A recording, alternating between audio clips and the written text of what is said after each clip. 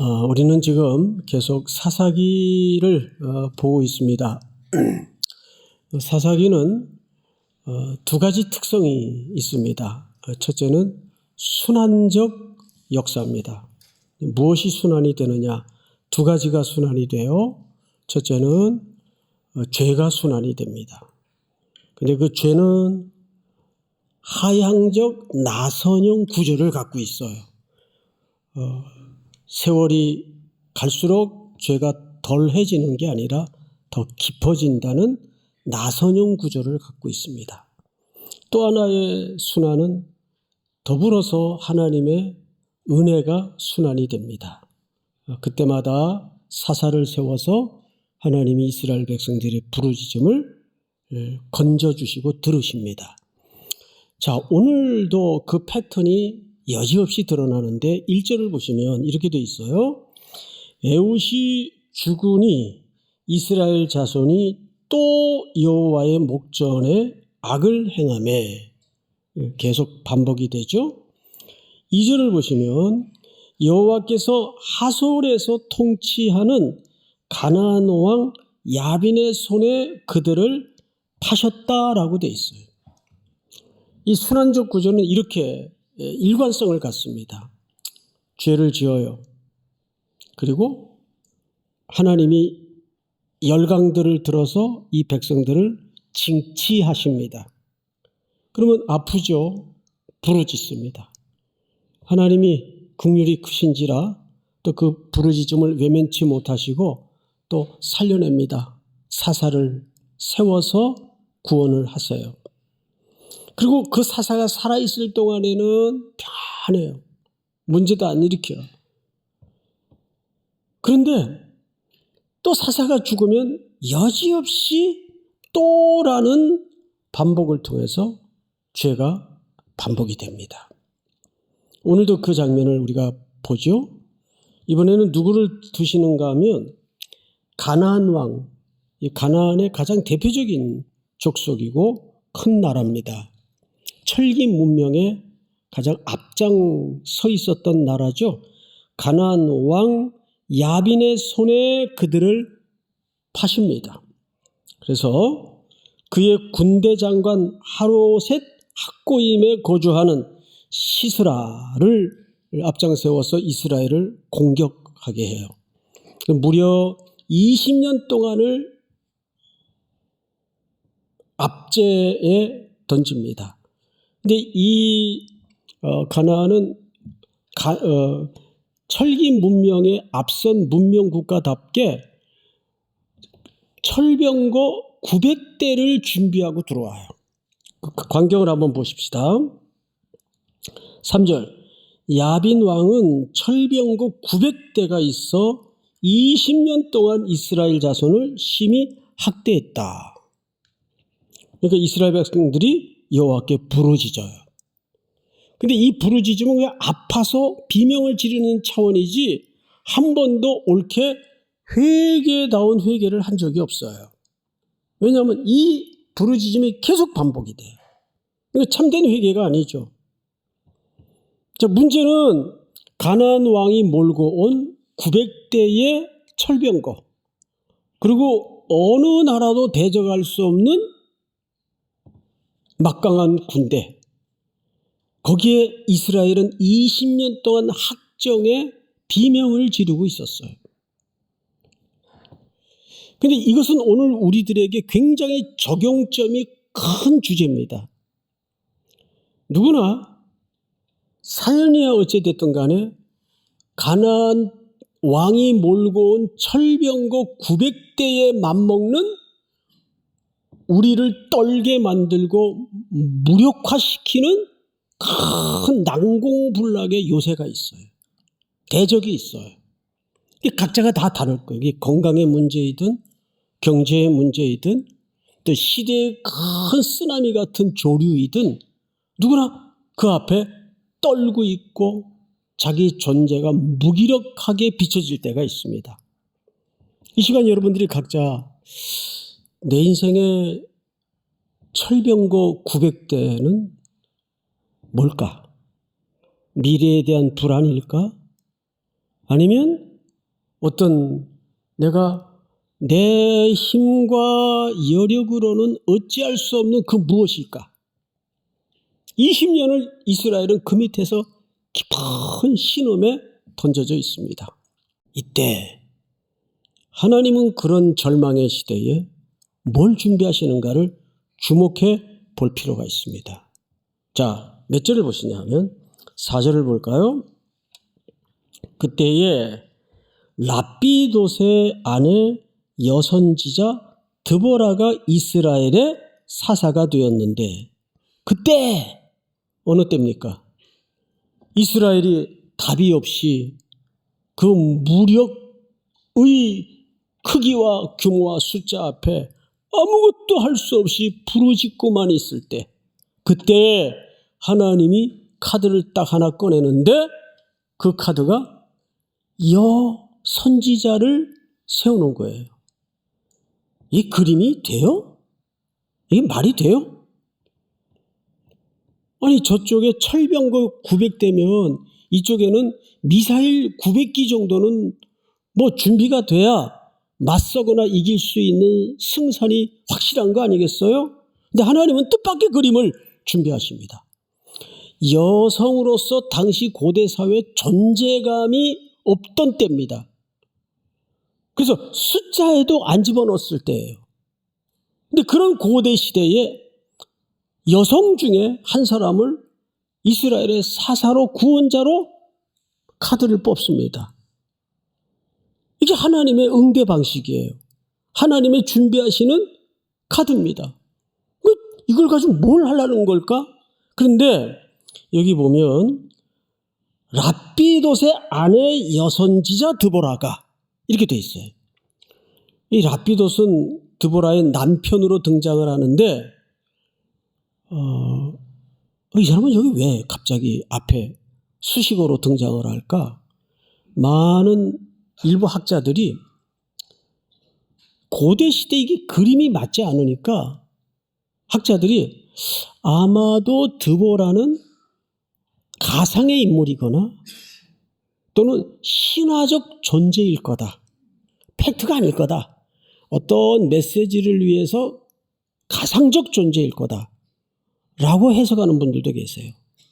그래서 그것을 한 방에 정리하기 위해서 그는 역사 속에 실존했던 인물이라는 의미에서 누구의 아내? 라피돗의 아내. 라피돗이라는 말을 굳이 의미를 밝히자면 타오르는 불, 등불, 횃불 뭐 이런 뜻입니다. 그의 아내로 자리매김하는 걸로 봐서 가상의 인물입니까? 실존했던 인물입니까? 실존의 인물이에요.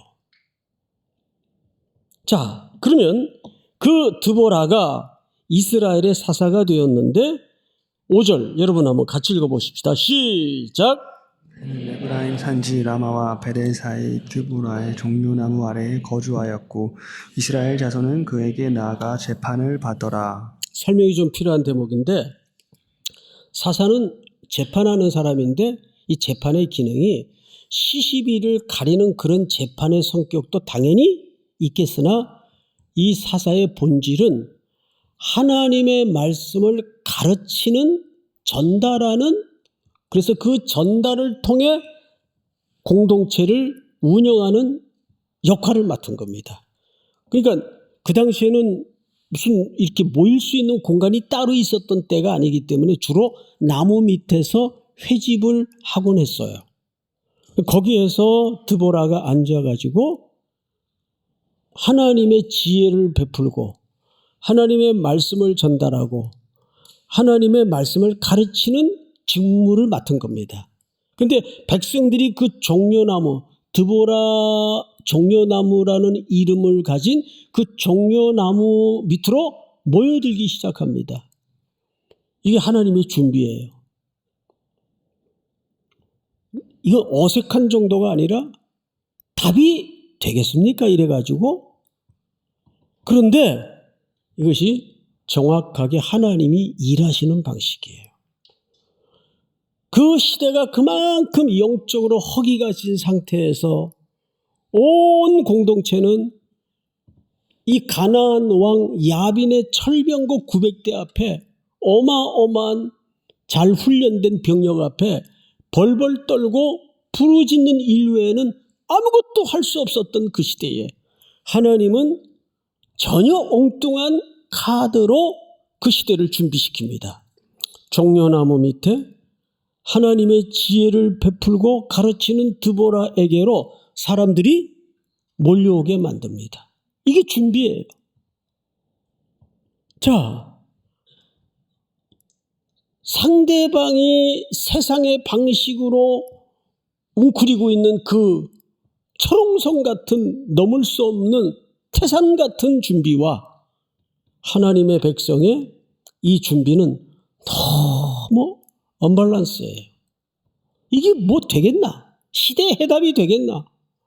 그런 시대에 규모와 규모로 숫자와 숫자로 크기와 크기로 시대를 준비시키는 것이 아니라 아무리 쓰나미 같은 시대의 조류가 우리를 덤벼온다 할지라도 흔들리지 않도록 종려나무 밑에 하나님의 말씀을 들리기 위해서 사람들을 보냅니다. 준비시킵니다. 믿습니까? 거기에 하나님의 방법이 있다는 거예요. 그래서 어제 말씀을 준비하다가 교회 학교 이름을 전부 종려나무 학교라고 다 바꿀까? 자, 그러면 하나님께서 어떻게 구체적으로 그 나무 아래 말씀을 들려줌으로써 시대를 준비하실까를 우리가 보도록 하죠. 6절을 보십시다. 드보라가 사람을 보내어 아비노함의 아들 바락을 납달리 게데스에서 불러다가 그에게 이르되 이스라엘의 하나님 여호와께서 이같이 명령하지 아니하셨느냐? 너는 납달리 자손과 스불론 자손 10,000명을 거느리고 다볼산으로 가라. 자, 여기 드디어 오늘의 또 한 축을 담당한 바락이라는 인물이 등장을 합니다. 드보라의 이야기를 통해서는 하나님이 시대를 통해 시대를 위해서 뭘 준비하시는가를 봤다면, 두 번째는 바락이라는 인물을 통해서 어떻게 하나님의 능력이 드러나는가를 이제 확인하게 될 겁니다. 근데 바락은 6절을 다시 보시면 여기서 처음으로 소환이 되는데 납달리 게데스에 거주하고 있었어요. 게데스에서 불러다가 이스라엘 하나님께서 우리 앞에 진치고 있는 야빈의 부하 시스라를 네 손에 붙였으니 너는 백성들을 10,000명을 소집해서 다볼산으로 가라. 즉 산으로 올라가라. 그 말이에요. 그리고 이어서 더 확신을 주는데 7절 여러분 한번 읽어볼까요? 시작. 내가 야빈의 군대 장관 시스라와 그의 병거들과 그의 무리를 기송강으로 이끌어 내게 이르게 하고 그를 내 손에 넘겨주리라 하셨느니라. 네, 다볼산으로 가라. 그리고 야빈의 군대 장관 시스라와 그의 병거들과 그의 무리를 기송강으로 이끌어 내게 이르게 하고 그를 네 손에 넘겨주리라 하셨느니라. 자, 여러분, 이 말씀은 드보라가 받은 겁니다. 하나님께로부터. 이 전쟁의 결과에 대해서. 그리고 그 하나님의 전쟁의 결과에 대한 예언을 지금 누구에게 전달하고 있는 거죠? 드보라가 바락에게 전달하고 있는 거예요. 그러면 그래도 남자인데 아멘 가겠습니다. 이래도 시원찮을 판인데 8절에 성경에 가장 읽기 거북한 자 8절을 우리 형제들만 한번 같이 읽어보십시다. 8절 시작. 바락이 그에게 이르되 만일 당신이 나와 함께 가면 내가 가려니와 만일 당신이 나와 함께 가지 아니하면 나도 가지 아니하겠노라 하니. 네. 그 말인즉슨 이런 거예요. 아, 이건 알겠는데 당신이 가면 나도 가겠고 안 가면 저도 못 갑니다. 무서운 거예요. 두려운 거예요. 그런데 더 놀라운 사실은 히브리서 11장 32절에 보면 이런 놀라운 기록이 담아져 있습니다. 내가 무슨 말을 더하리요? 이 11장은 무슨 장이죠? 믿음의 장이에요.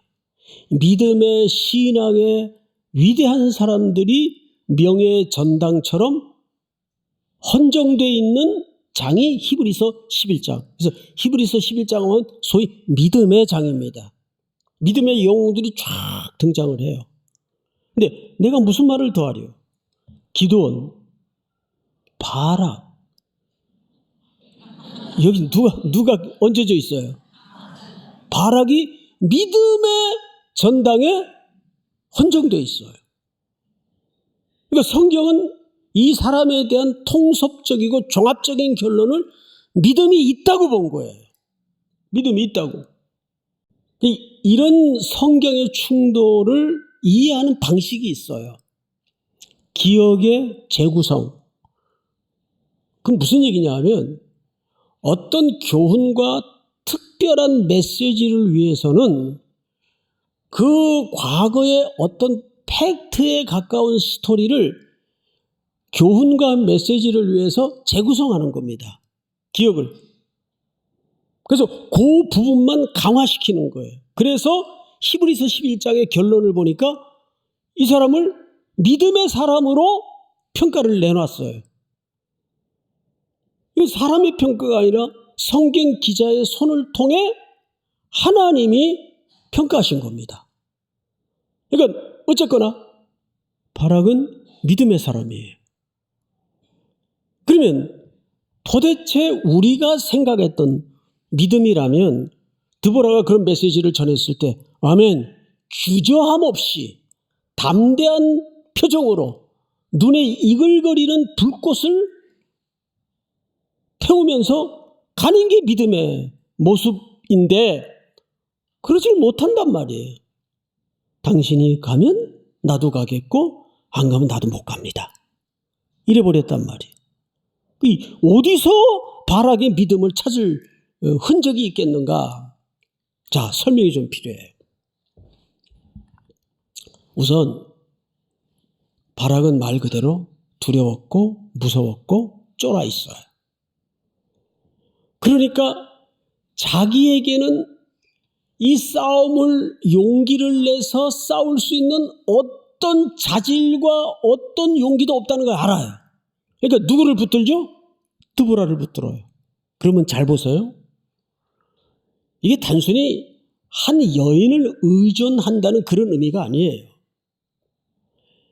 그 당시에 보이지 않는 하나님의 권위는 누구겠습니까? 드보라입니다. 드보라가 하나님의 말씀을 가르치고 하나님을 대신해서 대표해서 대리해서 나라를 섬기고 통치하고 있어요. 그러면 바락뿐만 아니라 보이지 않는 하나님의 권위는 누구겠습니까? 드보라예요. 그러니까 바락이 당신이 가면 나도 가고 안 가면 못 갑니다라는 말은 사람을 의존하는 문제가 아니라 하나님의 임재를 구하는 고백이에요. 우리도 사실 그렇잖아요. 이것은 하나님의 임재를 구하는 간절하고도 처절하고도 필사적인 매달림이에요. 하나님은 이걸 믿음으로 봤어요. 이해가 됩니까, 여러분? 그러니까 우리는 믿음 하면은 예스, 아멘, 가자, I can do it.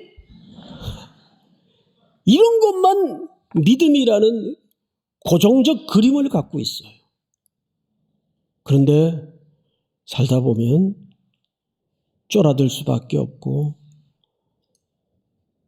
두렵기도 하고 이건 내가 해도 되는 일일까? 이러다 망하면 어떻게 되지? 이번에 또 들어먹으면 어떻게 되지? 이런 마음 듭니까 안 듭니까? 들어요. 자, 그 다음 이야기를 성경을 통해서 살펴보고 우리가 바락에 대한 믿음을 다시 한번 정리를 할 필요가 있습니다. 자, 9절을 볼까요? 그 얘기를 듣고 드보라가 한 얘기입니다. 이르되 내가 반드시 너와 함께 가리라. 그러나 네가 이번에 가는 길에서는 뭘 얻지 못하리니. 자, 앞을 보실까요? 이 말은 전쟁에 질 거라는 말이 아니고 이 전쟁은 이기는 걸 알아요, 드보라가. 그런데 네가 그 전쟁의 승리에 대한 열매는 거두지 못할 것이다. 즉 네가 그 영광을 얻지는 못할 것이다. 그러면서 이런 얘기를 합니다. 뜻밖의.